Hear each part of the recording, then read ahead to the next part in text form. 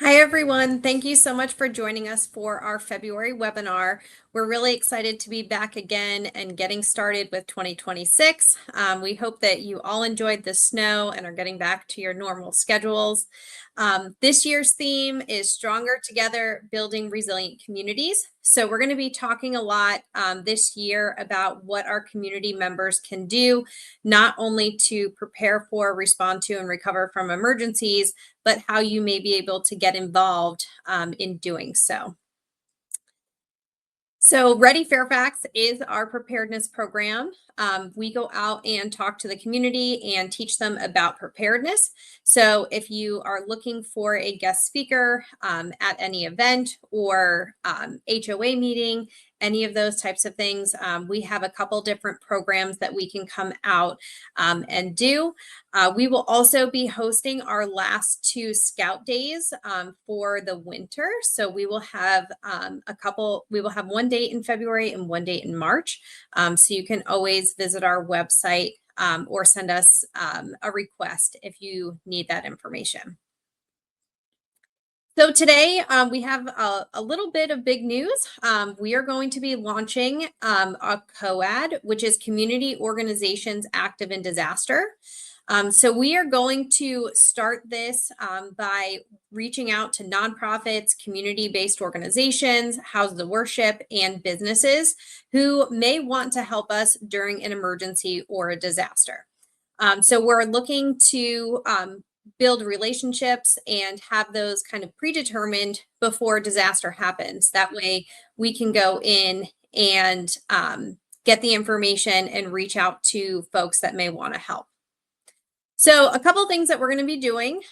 It's going to be a marathon, not a sprint. So we are going to take kind of 4 steps to doing this. We are going to break this information down geographically. We're going to look at what services are provided to the community, what populations are served, if there's any specific programs that are related to a specific population, and then what the capacity and resources may be. So what does that really look like? So geographic information, we want to know where your organization or office is located, but we also want to know what specific organizations or neighborhoods you work with within that community. So we're going to be mapping this information so that way when there is an emergency or disaster, we are able to kind of turn on that layer on our map and look to see who may be in that immediate area. Services provided. So what do you provide? There could be houses of worship or organizations that can serve in feeding or debris removal. Maybe they do case management on a regular basis. They have a donation or collection distribution area. So we're looking for organizations that already do this on a regular basis. That way we're not trying to reinvent the wheel or really build something from the beginning during a disaster. We would rather use our partnerships and the people who already do this because you are also trusted members in your community. So we'll be collecting information about that. Population served. So for example, if you are in an area where maybe there is limited English and you may, for example, have a large Korean population or a large Hispanic population, what are those specialized things that you can come in and help us with?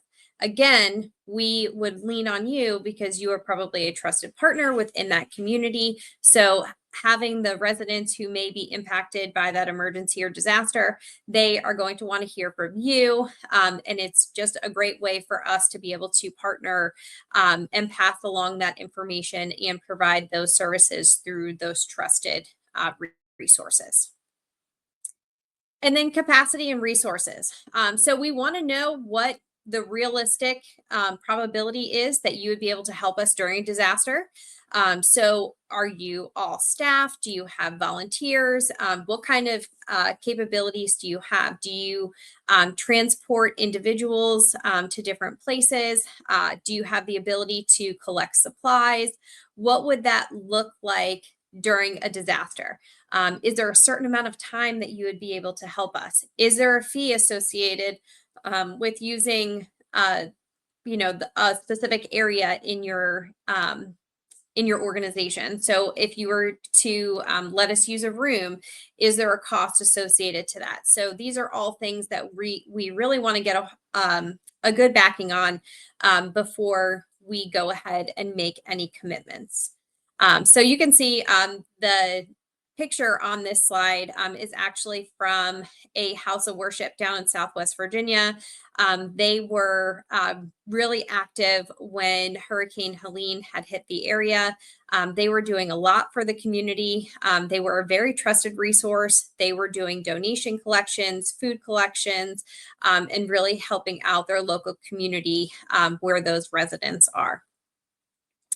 We also want to know if you are affiliated with any other organizations that may be not only locally, but around the country.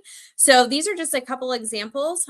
So on a larger level, we have the National Voluntary Organization Active in Disasters, the National VOAD, as we call it. And there are a lot of different organizations there that some organizations and houses of worship could be affiliated with. So if you do have a larger affiliation, we really would love to know that so we can know that maybe you're not only helping our community, but you may be reached out to on a national level if there is a need anywhere else besides here. And then we also have a state VOAD, so Virginia VOAD.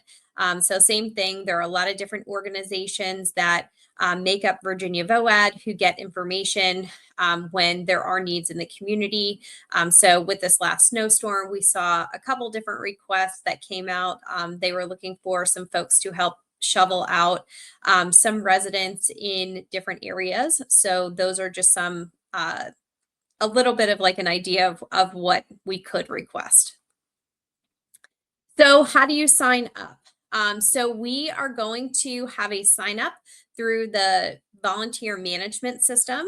So this is the same system if you are just a volunteer in the county and you know, work with different organizations, or you may be a CERT volunteer or MRC volunteer. You are going to sign up your organization in the same way that you did as an individual volunteer, except this time you're signing up as a group. So you're signing up as an organization. There's not a whole lot of information that you need to provide about individual people besides who the point of contact is. And then once you sign up in that system, we will send you an email to let you know the next steps. So once you sign up, you'll receive a survey, which is going to collect all of the information that I just spoke about. So it is a bit of information, but we want to make sure that we're gathering all of that information up front. And then we anticipate having an in-person meeting later this year. So we want to get some folks on board who are interested in learning more about the partnership with the county. And then we will have regular meetings. So in person to start, invite everyone to gather in person, and then we'll figure out a meeting cadence from there. I also wanted to highlight, so we do have the Fairfax County Volunteer Emergency Team. So this is a group of volunteers who are on a list and would like to be contacted during an emergency if we need volunteers. So this is a pretty low commitment.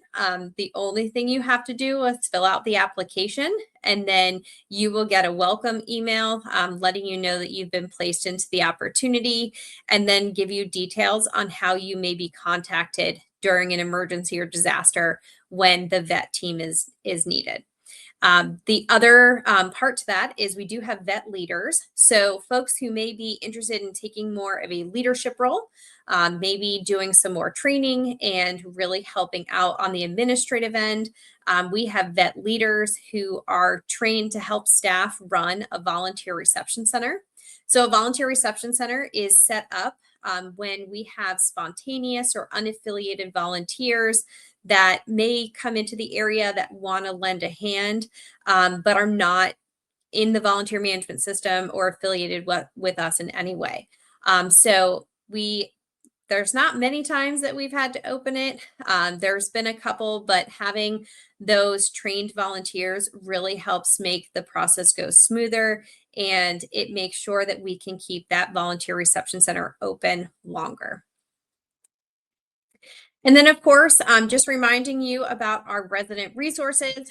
So as we saw this past week, we did have a pretty big snowstorm.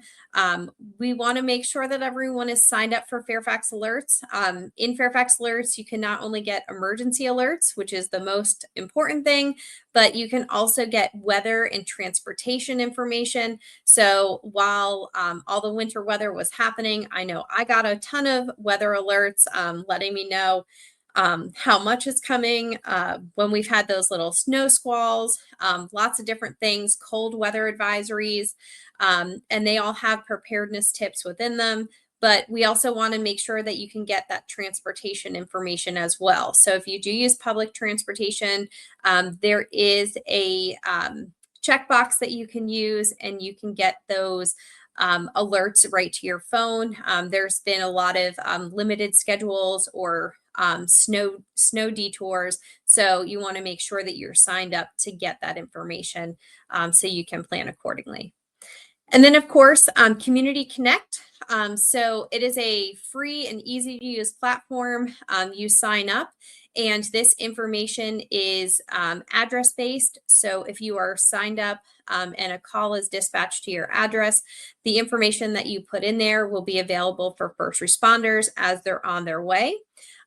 Before the snowstorm, we did actually use this to send out a message to all the individuals that indicated they had a disability or access and functional need. So that way we can give them some extra preparedness tips because we were potentially going to have some power outages. So especially individuals who are power dependent, we wanted to make sure they had the most up-to-date information. So we do have the ability to kind of send some of those preparedness messages there as well.